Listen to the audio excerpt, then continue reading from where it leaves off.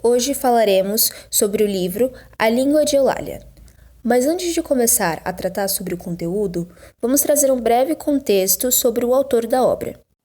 O autor do livro, Marcos Bagno, nasceu em Cataguases, Minas Gerais, e depois de ter vivido em diversas cidades como em Salvador, no Rio de Janeiro, em Brasília e no Recife, deslocou-se junto à família para a capital de São Paulo. Ele é tradutor, contista, poeta e autor de livros para crianças. Formou-se em letras pela Universidade Federal do Pernambuco, onde também obteve seu título de mestre em linguística. É também doutor em Filologia e Língua Portuguesa pela Universidade de São Paulo.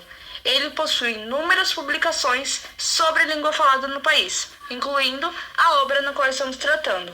Ele é conhecido por defender a revisão da norma padrão da língua portuguesa, devido à inclusão de variações linguísticas.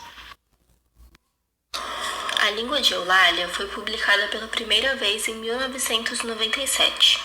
Tendo como objetivo desfazer o preconceito linguístico que persegue a língua portuguesa não padrão, apresentando a lógica e coerência existentes na fala que são consideradas erradas ou desleixadas, desmistificando a unidade linguística no Brasil, nos apresentando o português como um conjunto de variedades que podem ser classificadas em, primeiramente, norma padrão, que seria o modelo da língua considerada certa, mas que não corresponde a nenhuma variedade falada autenticamente. Existe o conjunto das variedades prestigiadas ou cultas, faladas por pessoas com maior poder aquisitivo de maior prestígio sociocultural. E existe o conjunto das variedades estigmatizadas, falada pela maioria da população. Essas variedades existem por questões geográficas, econômicas, etárias, urbanas, de gênero, nível de instrução.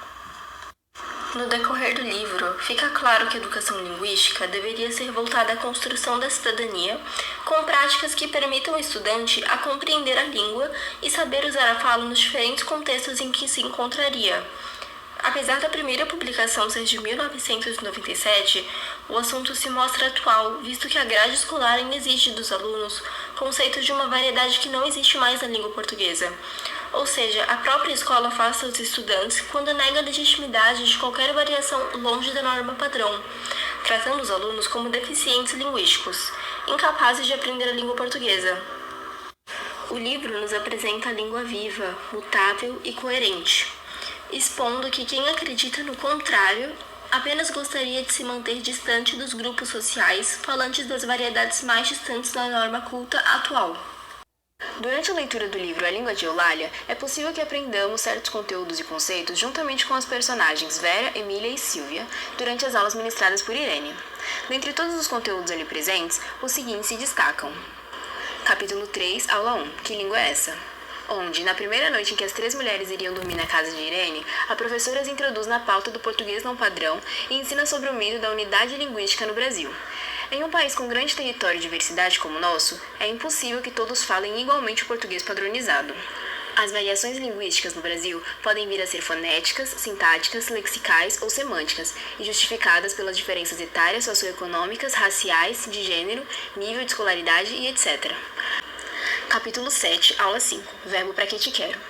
As 3 jovens aprenderam sobre a simplificação nas conjugações verbais, onde se reduzem as formas do verbo após ser conjugado, deixando apenas 2 com a ideia de que, se a pessoa já está indicada, a forma do verbo não precisa mudar tanto para que o ouvinte entenda.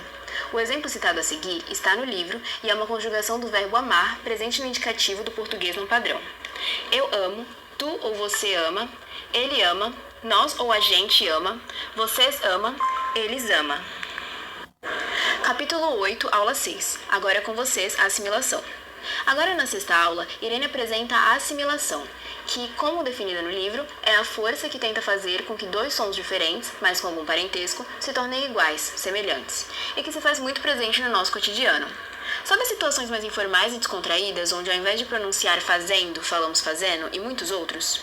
Culpa da assimilação, que muda a terminação de ND em N, por ambas serem da família de consoantes chamadas dentais. O mesmo acontece com o MB para M, mas ambas as letras são da família de consoantes bilabiais. Capítulo 16, Aula 14. A bruxa está solta. O conteúdo fala sobre analogia, uma mudança linguística causada pela interferência de uma forma já existente. O livro exemplifica diferentes atuações da analogia no português padrão, sendo a primeira delas com a alternância vocálica entre uma vogal aberta e outra fechada na relação nome-verbo. Durante a leitura desse quadro, é possível que notemos tal alternância. O almoço, eu almoço, ou o jogo, eu jogo, por exemplo. A analogia também acompanha parte dos feitos da assimilação. Ela elimina as exceções e cria regularidades. A analogia também é capaz de gerar uma hipercorreção, onde há uma lei que exige o uso somente dos partícipios passados irregulares, criando novas formas também irregulares. Já no português não padrão, a analogia cria formas regulares e análogas às que já existem.